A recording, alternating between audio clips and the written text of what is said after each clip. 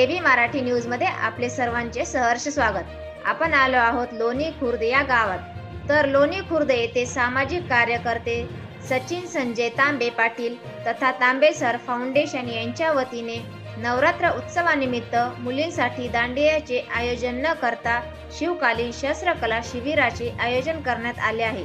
त्यात मुलींना तलवारबाजी, दांडपट्टा, लाठीकाठी व स्वसंरक्षणाचे प्रशिक्षण देण्यात येत आहे। यात 110 मुलींनी सहभागी होऊन उत्कृष्ट प्रतिसाद नोंदविला। सचिन भाऊंच्या या संकल्पनेबाबत गावातून परिसरामधून सचिन तांबे पाटील यांचे कौतुक होत आहे। धन्यवाद।